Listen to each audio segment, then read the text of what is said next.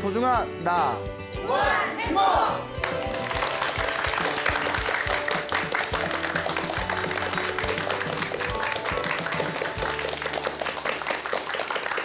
예, 만나서 반갑습니다. 예, 멀리서 캐나다에서 편지가 왔어요. 그래서 여러분들 내용이 너무 좋아서 읽어드릴게. 한번 경청해 보세요. 광호스님께 안녕하세요. 저는 캐나다에 살고 있는 새 아이의 엄마이자 57세 초보 불자입니다. 지난해 9월 우연히 광호 스님의 소나무를 보았습니다. 그런데 너무 재미있고 가슴에 와닿아서 완전히 빠져들었습니다. 친정 어머니와 시어머니 두 분 모두 불자이신데 저는 사실 왜 그렇게 기도를 하시는지 잘 몰랐거든요. 4월 초파일에 등 달라고 하면 달고 아침에 기도하시면 아, 어른들은 다 저렇게 기도를 하시는구나 하고 생각했습니다.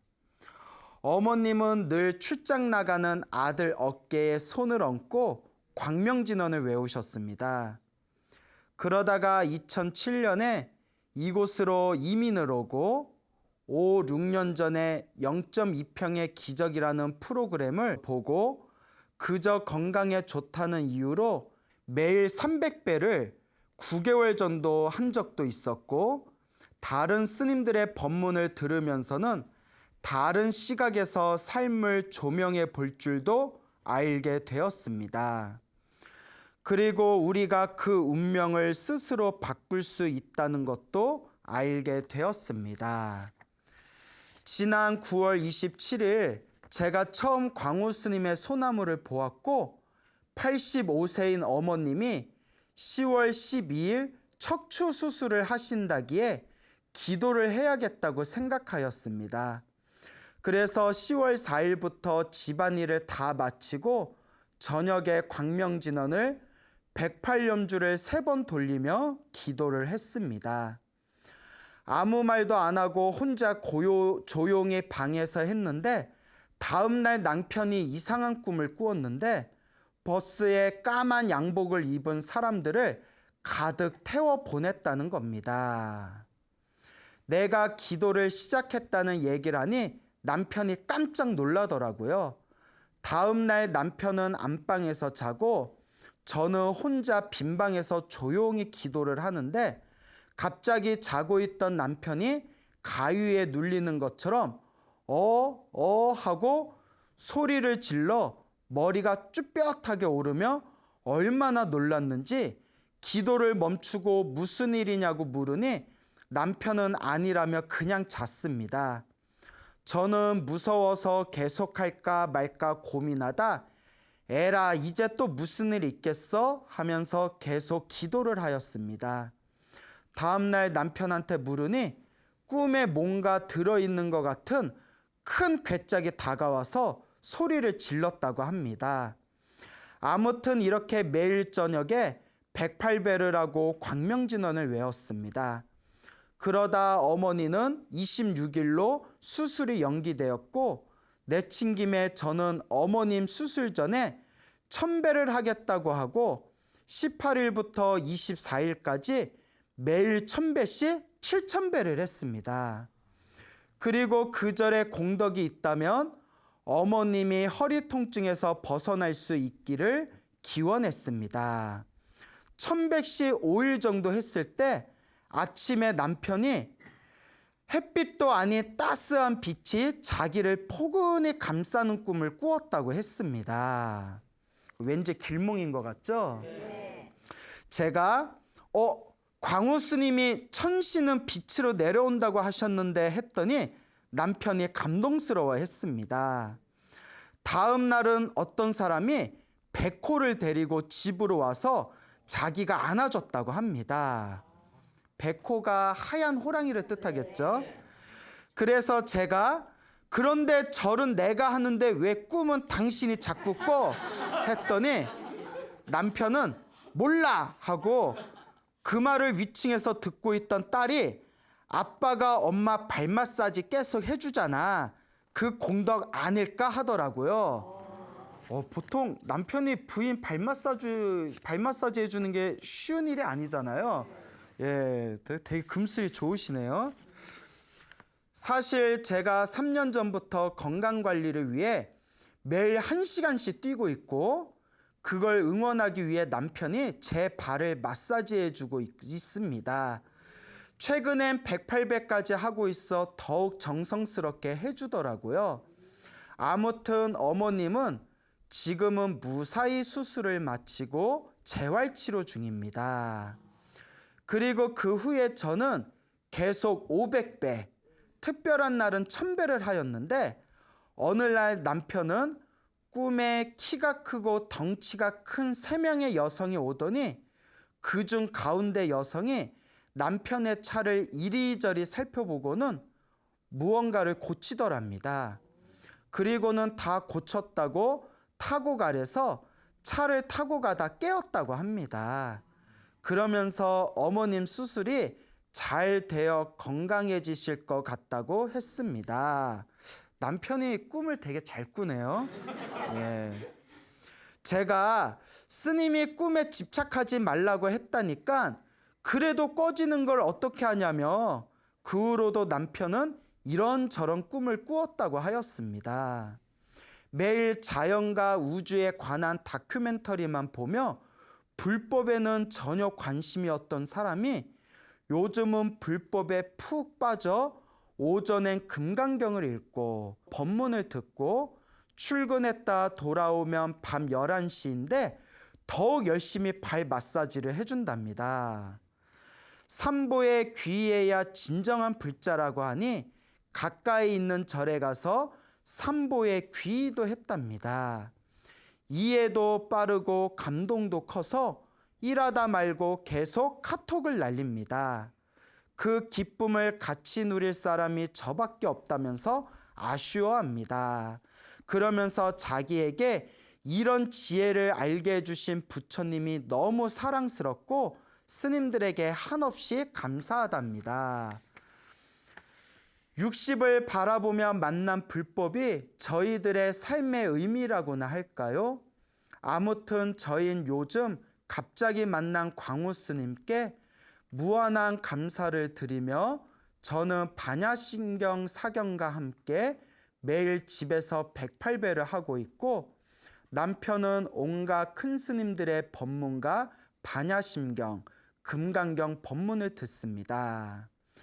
저는 힘들 땐 광우 스님의 소나무를 틀어놓고 하면 스님이 그러니까 여러분 기도를 해야 합니다. 알겠죠? 하셔서 맞아 기도를 열심히 해야지 알겠습니다 하고 열심히 한답니다. 참 모범불자예요. 식사 시간에는 소나무에서 들은 이야기들을 아이들한테 짧게 하나씩 해줍니다. 일터에서나 학교에서나 힘들어도 다 복 짓는 일이라 생각하라고 얘기합니다. 그래서인지 요즘은 아이들이 더욱 긍정적으로 변한 것 같습니다.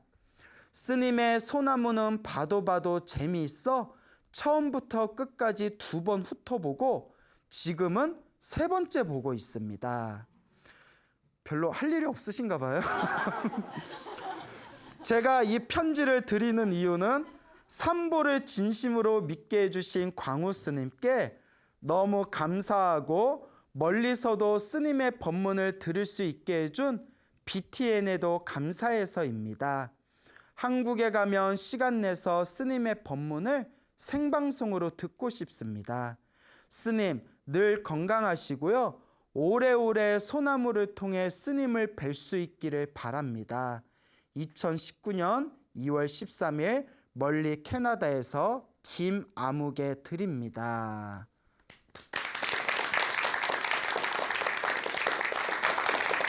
예, 굉장히 캐나다에서 좋은 편지 보내주신 우리 불자님 너무 감사드립니다. 완전 모범불자 같이 느껴지죠? 네. 그래서 어쨌거나 저희 멀리 캐나다에 계시면서도 우리 한국의 BTN 소중한 나 무한행보 애청해 주시고 사랑해 주셔서 너무나 감사드리다고 다시 한번 말씀드리고 싶습니다. 우리 주변에 보면 똑같이 이제 소나무를 봐도 아우 뭐 재밌네, 저 스님 말 잘하네, 재밌게 잘하네 하고 딱 끝내는 분이 있어요. 거기서 항상 무엇을 해야 된다고 제가 강조하죠? 기도하고 복을 짓고 선업을 지어나가야 되는데, 귀로는 즐겨 들으면서 몸으로는 실천을 하시는 분들이 조금 많지 않은 경우도 있고요. 또 이렇게 멀리 계시면서도 소나무를 통해서 실제로 기도를 하고 절을 하고 또 부처님의 가르침을 받들면서 생활 속에서 실천하려고 노력하는 불자들이 있습니다.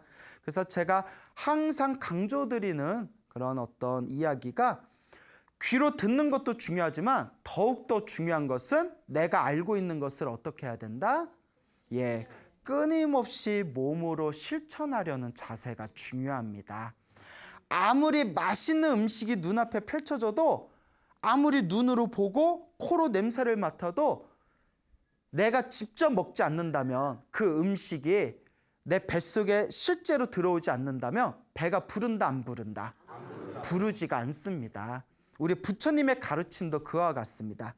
아무리 좋은 내용도, 아무리 많이 듣고, 아무리 귀로 많이 들어와도 내가 실제적으로, 체험적으로 스스로 닦고 수행하지 않는다면 내 삶에 큰 변화가 없다라는 것을 우리 많은 불자님들이 명확하게 이해하시고 몸으로 실천하고 체험하고 수행하는 불자가 되도록 끊임없이 우리가 노력해야 됩니다. 알겠죠? 네. 자, 그래서 항상 체험하는, 자기가 스스로 수행하는 불자가 되자라는 것을 명심하시기 바랍니다. 남편 되는 분께서 꿈을 굉장히 자주 꾸시는 것 같아요. 그래서 꿈을 많이 꾸시는데, 다행히 그 편지에도 나왔지만 뭐 여보, 스님이 꿈에 너무 집착하지 말랬잖아. 그래서 제가 항상 소나무에서 꿈 얘기를 하지만 꿈에 너무 뭐 하지 말라고 말씀드리죠? 집착하지 말아라. 제가 자주 쓰는 표현이, 우리 중생들이 살아가는 이 모습 자체가 꿈인데, 깨달음을 얻으신 분들께서는 이 세상이 다 꿈이 한바탕 꿈이라고 했거든요. 꿈속에서 꿈 하나 더 꿨다고 그게 큰 의미가 있는 게 아니거든요. 그래서 꿈에 너무 집착하지 말아라. 물론 꿈을 통해서 내가 부처님의 가피를 얻는 징조를 우리가 경험할 수는 있지만, 그냥 묵묵하게 기도하고 실천하고 공덕을 쌓는 것이지, 너무 꿈에 집착하면 된다 안 된다? 안 된다. 그러니까 남편이 자꾸 꾸는데 어떡해? 뭐 이랬다고? 그렇죠. 뭐 자꾸 꾸는데 어떡해요? 그래서 이제 꿈이라는 것은 여러 가지 의미가 있답니다. 평상시에 망상이 꿈으로 드러나는 경우가 있대요. 망상이. 우리가 잡꿈이라고 해요. 잡꿈. 무슨 꿈? 잡꿈. 좀 잡꿈, 잡된 꿈이다. 그러니까 쉬운 말로 개꿈이라고 하죠. 개꿈. 그리고 어떤 꿈은 실제로 미래를 예언하는 꿈도 있답니다. 이걸 예지몽이라고 하죠. 예지몽. 미래를 예언하는 꿈. 그리고 또 부처님의 가피, 어떤 불보살님의 미묘한 영험과 가피를 꿈에서 경험하는 경우가 있거든요. 소나무에서 자주 말씀드렸죠. 몸에서 뭐 더러운 게 빠져나가니까 병이 나았다거나, 뭐 꿈에서 뭐 부처님께 선물을 받았더니 뭐 굉장히 좋은 일이 생겼다거나, 이걸 몽중가피라고 합니다. 뭐라고 한다? 몽중가피. 그러니까 뭐 잡꿈, 개꿈, 그 다음에 이제 예지몽, 혹은 우리가 기도를 통해서 체험하는 몽중가피 등등의 이제 여러 꿈들이 있는데요. 오늘 꿈에 대한 재미난 얘기를 드릴게요. 부산에 가면 부산에 동네라고 있어요. 혹시 아세요? 동네. 부산 동네에 가면 동네라고 있는데, 예전에 부산 동네에서 있었던 일이라고 합니다. 지금으로부터 한 350여 전? 그때 조선시대 효종 때 있었던 일이라고 해요.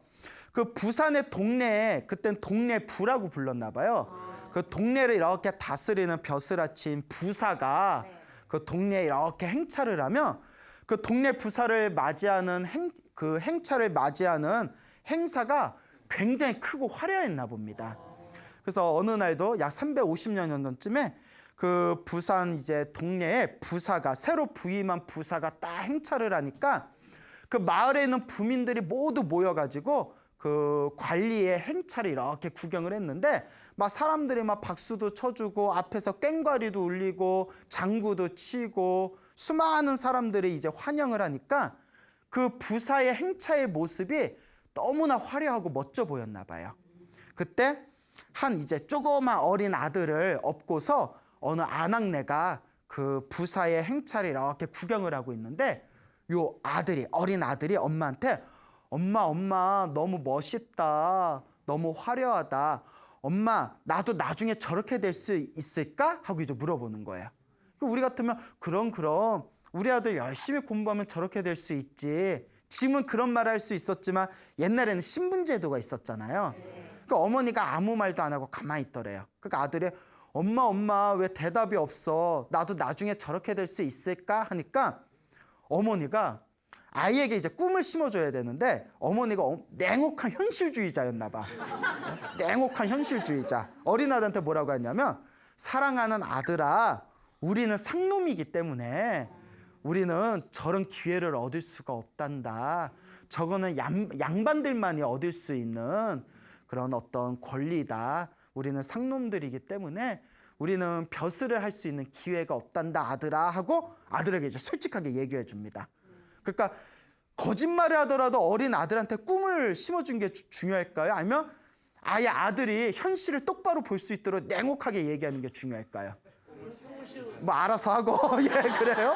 하여튼 그 시대 때 알아서 하시고요. 350년 전에 어머니가 이제 냉혹하게 우리는 상놈이라서 안 돼 아들아. 그러니까 아들이 막 우는 거예요.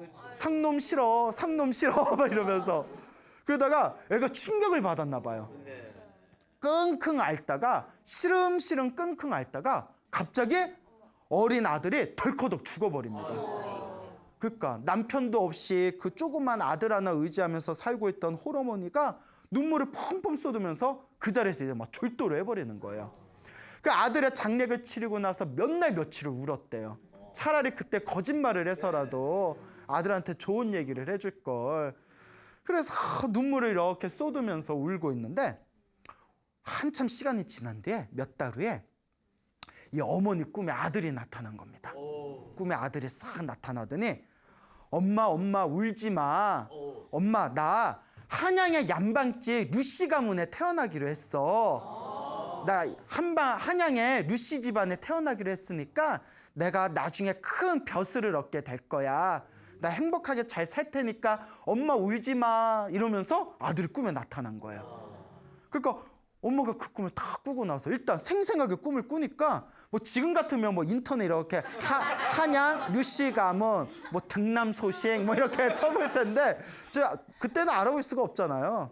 그 어머니가 그냥 뭐 어디 좋은 데 태어났나 보다 하고 이제 마음을 내려놓고 우리 아들은 분명히 좋은 데 태어났을 거야. 꿈에서 나타난 대로 좋은 데 태어났을 거야 하면서 아들을 위해서 매년 아들을 위해서 이제 제사상을 잘 차립니다.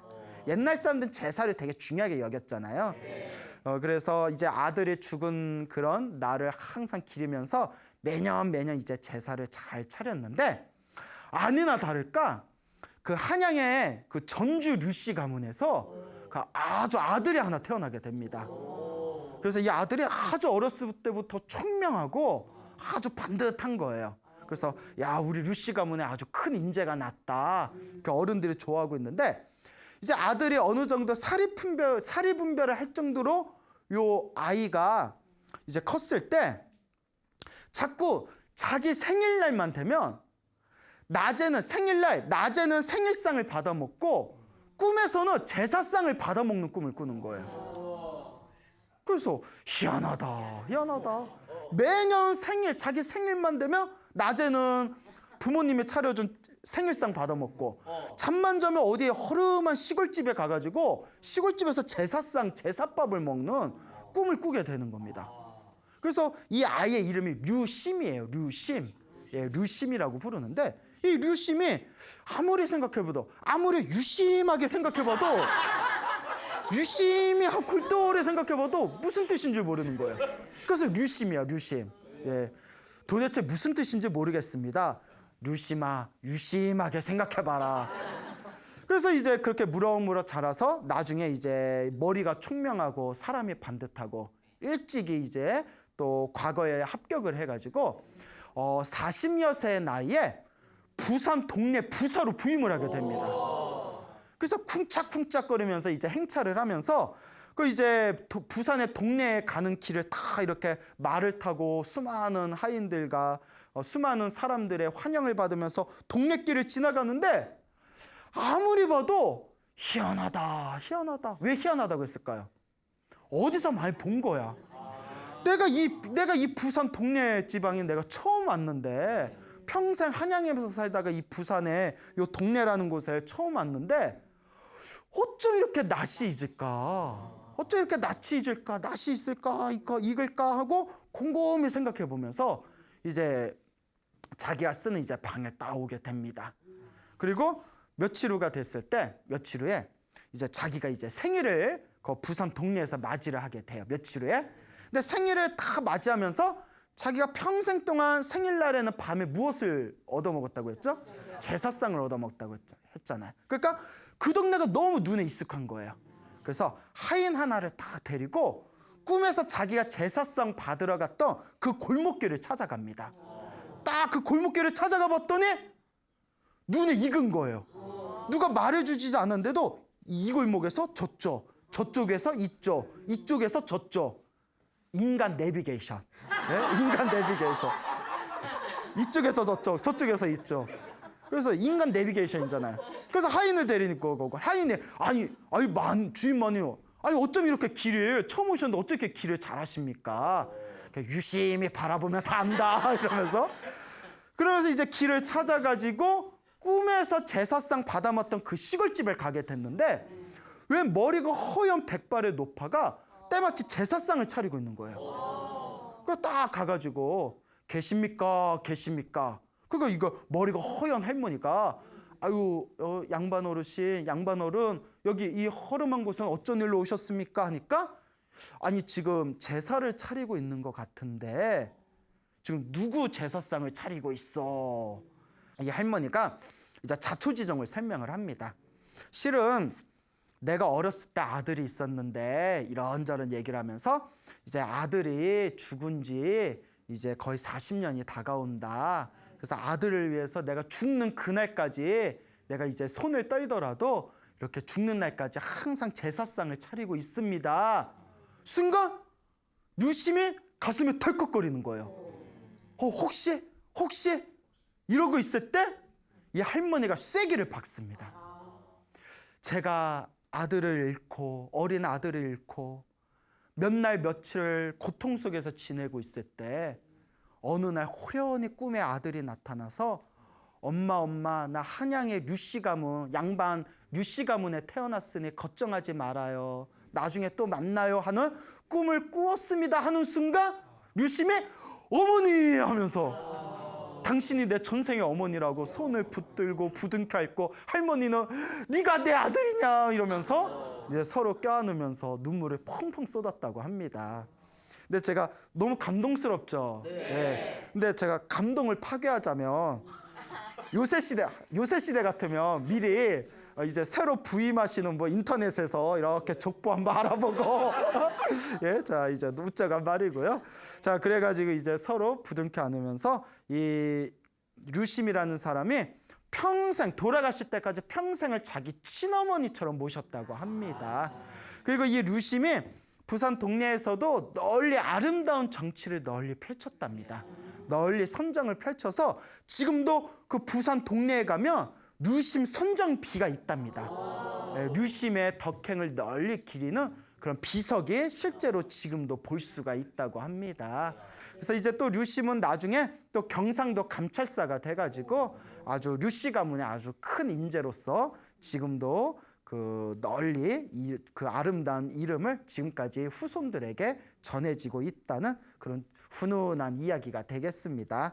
그러니까 이런 우리가 가끔 이런 어느 동네에 가거나 어느 나라에 가거나 하면 사람들 따라 가끔 요 처음 온 데인데 어디서 많이 온 것 같은 느낌. 그러니까 저거 친한 스님은 인도에 가서 그걸 강하게 느꼈대요. 인도에 그 부처님 성지순례에 가면서 이상하게 자꾸 고향에 온 느낌 있잖아요. 그래서 아무리 생각해도 내 전생에 인도 사람이었던 것 같다고 그런 얘기를 하고 이런 거 보면 정말 우리가 무시할 수 있다 없다. 무시할 수 없다라는 것을 우리가 또 한번 고민해 볼 필요가 있을 것 같습니다. 절에서 열심히 이제 공부하고 계시는 어느 젊은 불자님께서 저에게 직접 해주신 이야기예요. 이 보살님께서 이 꿈하고 얽힌 이제 재미난 얘기를 해주셨는데, 이 보살님이 지금 연세가 한 40대 중후반 정도 되시거든요. 중후반 정도 되시는데 10몇 년 전에 이혼을 하셨어요. 이혼을 하셨고 3년 정도 부부 생활을 하셨대요. 결혼해서 남편하고 3년 정도 부부 생활을 하셨는데 처음에는 자기는 원래 결혼할 생각이 없었대요. 이미 자신의 초기라고 하죠. 자기 직감이 자기는 결혼해도 잘 살 것 같은 느낌이 안 들더래요. 이미 그런 느낌이 왔었대요. 나는 결혼 생활에 그렇게 순탄할 것 같지 않다라는 그런 생각이 있었지만 주변에 막 부모님하고 주변 사람들, 한국 사람들 오지랖 엄청 넓잖아요. 아니 결혼 안 하면 안 하는 대로 자기가 그냥 쿨하게 살면 되지. 너 결혼해야 된다. 너 30 넘어서 개 키우면 너 결혼 안 하겠다는 뜻이냐 뭐 이러면서 별 얘기 다 하잖아요. 그 어머니 때문에 억지로 결혼을 해서 하여튼 어느 남자를 만나서 결혼을 했답니다. 결혼을 했는데 결혼하고 났더니 남자 성격에 치명적인 결함이 있었대요. 그래서 3년 동안 결혼 생활하면서 굉장히 마음고생을 많이 했대요. 엄청나게 마음고생을 많이 했는데 그나마 아이를 가졌는데 이 아이도 친정 엄마가 실수로 아이도 유산을 해버렸대요. 유산을 해버리고 하여튼 그게 3년 동안 마음고생을 엄청 했답니다. 근데 이 남편하고 도저히 난 남편하고 마음이 맞지 않다 해서 이혼을 하려고 하는데 남편이 너무 집착이 강해가지고 부인을 안 놔주는 거예요. 근데 이 보살님이 또 절에서 좀 공부한 인연이 있어서 그런지 스님들이 말씀하시길 정말 전생에 빚이 많고 질기 인연은 헤어지고 싶어도 쉽게 헤어질 수 없다고 하더니 내가 그 짝인가 보다라는 생각이 들더래요. 이거 굉장히 중요한 겁니다. 소나무에서 자주 말씀드렸죠. 정말 질긴 인연은 아무리 헤어지고 싶어도 헤어진다 못 헤어진다. 서로 빚을 다 갚을 때까지 못 헤어져요. 그게 빨리 갚는 사람도 있고 늦게 갚는 사람도 있고 눈 감는 그 순간까지도 옆에서 막 인사 바싹 쓰시네요. 자, 그만큼 이 인연이라는 게 무서워요. 그래서 이 보살님이 내가 전생에 이 남편하고 어떤 빚이 있나 보다. 내가 이 빚을 빨리 갚아야 되겠다 생각해가지고 남편한테 엄청 잘해줬대요. 일부러 잘해줬대요. 왜 잘해줬다? 빨리 헤어지려고. 빨리 빚을 갚아야 되니까. 지혜로운 거예요. 그래서 남편한테도 잘해주고 시댁한테도 엄청나게 잘했대요. 그러니까 남편한테도 잘하고 시댁한테도 열심히 잘했는데 어느 날이었대요. 그 남편하고 어느 날 사찰을 갔는데 그때 백중기도가 있었을 때라. 백중기도가 1년에 한 번 돌아가신 분 위패 올리는 날이거든요. 돌아가신 분 제사 올리는 그 위패 올리는 날인데 그 백중기도를 코앞에 두고 이제 사찰에서 백중기도 접수를 받고 있었는데 남편이 갑자기 내 옛날부터 친하게 지냈던 오랜 친구가 있었는데 안 좋게 갑자기 죽어버렸다고. 친구 생각이 난다고. 친구 위패는 올려줬을까 막 이런 얘기를 하는 걸 듣고 부인이 남편을 위해서 자기 사비로 남편의 친구 이름으로 그 남편의 그 친구의 위패를 써가지고 백중기도를 올려줬대요. 자기 이렇게 돈을 내고. 그리고 백중기도를 그 남편의 그 갑작스럽게 세상을 떠난 그 친구를 위해서 정성스럽게 기도도 올려줬답니다. 그리고 그렇게 백중기도를 그 남편의 친구를 위해서 백중기도를 잘 마치고 난 뒤에 갑자기 남편한테 심정적인 변화가 생겼대요. 그 친구 백중기도 딱 끝나고 나서 갑자기 남편이 자기를 부르더니 내가 너 자유롭게 해줄게. 떠나고 싶으면 떠나. 이러더래요. 그때 보살님이 우리 빚이 이제 다 갚았나 보다 라는 생각이 들면서 이혼 절차를 아주 빠르게 손살같이 이혼 절차를 밟았답니다. 그리고 그렇게 자기를 안 놔주던 남편하고 그 친구 그 위패를 잘 백중기도를 올리고 기도도 잘 올리고 난 뒤에 아주 남편하고 쿨하게 잘 헤어졌답니다. 야, 그래서 아무래도 그때 빚을 잘 갚은 것 같다고 자기가. 참 지혜롭죠? 그러니까 여러분들도 싫은 사람 있으면 무조건 욕하고 미워하고 하지 마세요. 그 악연의 끈 때문에 팔이 끈끈이 아시죠? 끈끈이. 그 악연의 끈끈이가 더 덕지덕지 이제 붙어 나가는 거예요. 아, 안 좋은 인연이 있으면 전생에 나와 뭐가 있구나? 빚이 있구나. 서로 풀어야 할 숙제가 있구나라고 생각하고 마음을 편안하게 내려놓고 잘 갚으려고 노력해야 빨리 그 끈끈이의 힘이 약해집니다.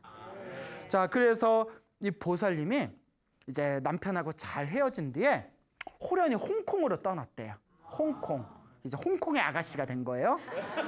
홍콩에 갔는데 이제 홍콩에 가서 이제 거의 홍콩에서 오랫동안 한 몇 년 지내셨대요.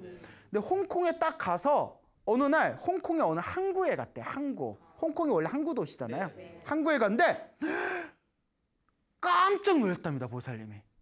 이 보살님이 사실 저한테 하시는 얘기가 어렸을 때부터 오래전부터 항상 똑같은 꿈을 항상 꿔왔대요.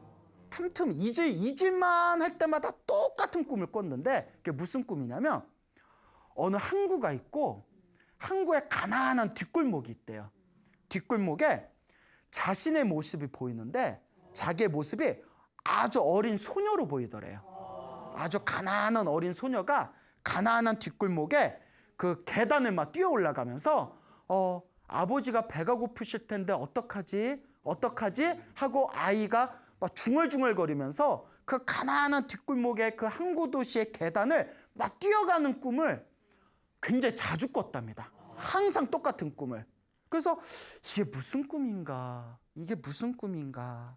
이게 무슨 꿈이지 했는데 홍콩에 가서 어느 항구에 갔는데 그 뒷골목하고 그 계단이 어디서 봤던 데하고 똑같다. 꿈에서 본 거고 똑같더랍니다. 순간 온몸에 소름이 쫙 돋으면서 아, 내가 전생에 여기서 살았나 보구나. 그리고 항상 꿈에서 이 똑같은 곳을 항상 꿈에서 꿨잖아요. 내가 언젠가는 결국 여기에 왔어야 할 인연이었나 보다. 근데 홍콩에 오게 된 것도 뭐에서 오게 된 거죠? 이혼해서 오게 된 거고, 이혼한 것도 누구랑 결혼해서 이혼한 거죠? 남편이랑 결혼해서 이혼한 거잖아요. 그리고 그 남편이랑 결혼하게 된 것도 누구의 선택이었죠? 자기의 선택이었잖아요. 이 모든 게 다 뭐였구나? 인연이었구나. 이 모든 게 아니라 다 우연이 아니라 인연이었구나라는 걸 가슴 밑바닥에서 절실하게 느꼈답니다. 그러니까 여러분, 항상 불교에서는 우리 앞에 펼쳐진 좋은 일도 나쁜 일도, 우리 앞에서 이 펼쳐진 거대한 세상에서 만나는 좋은 인연도 나쁜 인연도 다 누가 지은 업의 인연이다? 다 내가 지은 업의 인연이라는 거예요. 여러분이 태어나서 지금까지 살아오면서 만나게 된 모든 사람 하나하나와 그 사람들 간의 속에서 펼쳐진 모든 일들 하나하나가 다 누가 지은 업의 인연이다? 다 내가 지은 업의 인연이었다. 이게 바로 인연법이라는 겁니다.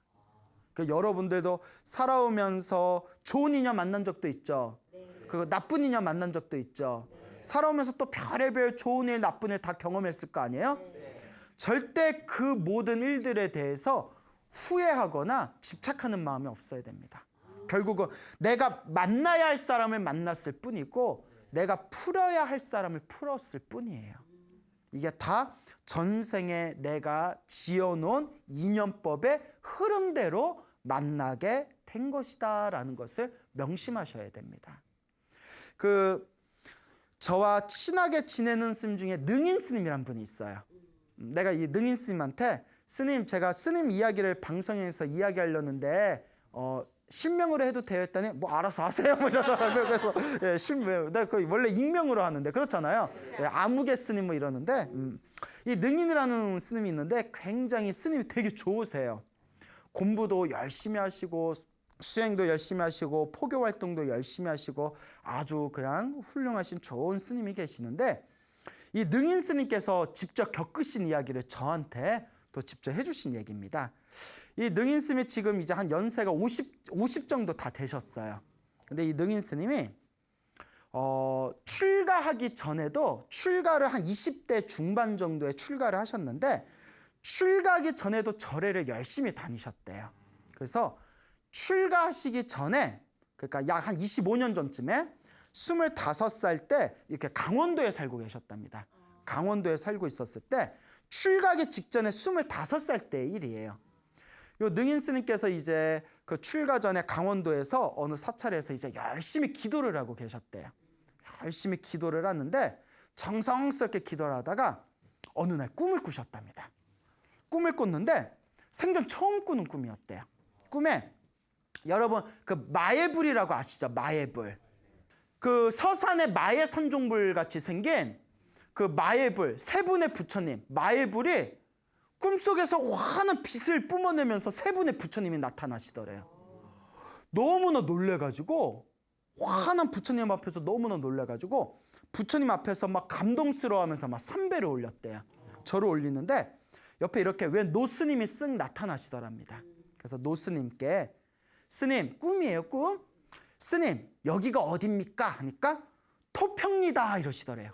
토평리다. 그 잠에서 딱 깼대요. 토평리? 그래서 야 여기 내 2년차인가 보다 하고 전국의 지도를 다 뒤집어가지고 토평리를 찾았대요.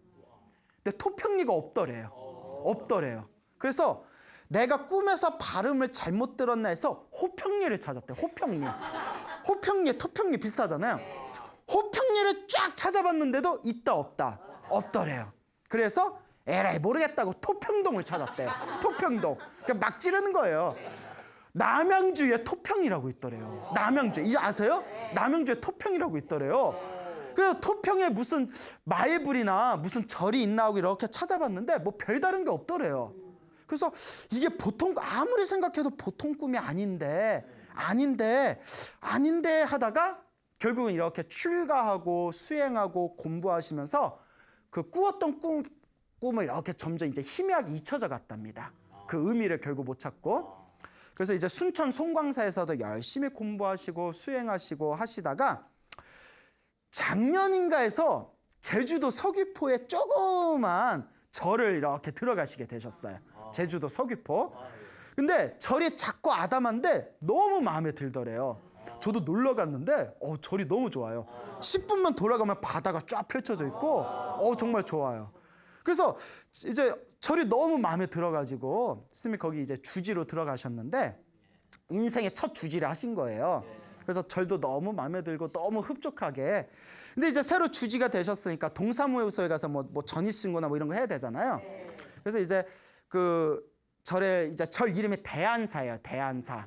그래서 이제 대안사 그 제주도 서귀포에 있는 대안사의 조그만 이제 암자 같은 절에 계시다가 동사무소에 가서 이렇게 서류 정리를 하는데 요새 다 저기 도료명으로 바뀌었잖아요. 그 도료명을 이렇게 작성을 하는데 그 동사무소 그 이렇게 서류에 가로 열고 구 주소지가 있더래요. 구 주소에서 집원명 있잖아요. 제주도 서귀포시 몇 번지 이렇게 도료명 있는데 옆에 가로 열고 구 번지해서 토평동 이렇게 돼 있더래요. 토평동. 25년 동안 찾아다니다 머릿속에서 새까맣게 잊고 있던 토평동을 딱 보는 순간 온몸에 소름이 쫙 돋으면서 더 놀란 게 스님이 또 두 번 놀란 게 꿈을 꾼 거는 25년 전이었고 절이 지어진 건 20년 전이었대요. 절이 지어지기 전에 꿈을 꿨던 거예요. 순간 스님이 무릎을 딱 치면서 그때 마음이 뭔가 확 환해지면서 세상에 공짜가 없구나. 세상에 공짜가 없구나. 눈에 보이지 않는 인연의 세계가 분명히 있구나. 이 모든 게 다 인연법이었구나. 그러니까 절이 만들어지기 전에 이미 당신이 토평에 온다는 걸 절이 만들어지기 전에 이미 꿈에서 본 거예요. 이게 다 보이지 않는 인연법이 있다는 거예요. 우리가 만나고 헤어지고 살아가는 이 공간조차도 모든 게 다 누가 지은 업의 인연이다? 내가 지은 업의 인연이에요. 그러니까 여러분 누구 미워할 필요도 없고 누구 집착할 필요도 없어요. 좋은 일이면 좋은 일인 대로 나쁜 일만 나쁜 일인 대로 다 누가 지은 업의 인연이다? 내가 지은 업의 인연이다. 그러니 여러분, 이 좋은 업의 인연을, 항상 좋은 업의 인연을 만나고자 한다면 한 가지 방법뿐이 없습니다. 항상 기도 열심히 하시고 복 짓고 선업 짓고 공덕 짓는 거. 항상 이 인과 업보, 이 인연 과보의 인연법을 여실하게 믿고 의지하고 닦아나가시길 바랍니다. 알겠죠? 네. 여러분, 행복해지고 싶습니까? 네. 행복한 삶을 창조하고 싶습니까? 네. 복을 지으십시오. 선업을 지으십시오. 공덕을 쌓으십시오. 복과 선업과 공덕의 힘이 여러분들을 진정한 행복의 길로 이끌어 줄 것입니다. 여기서 마치겠습니다. 소중한 나 무한 행복.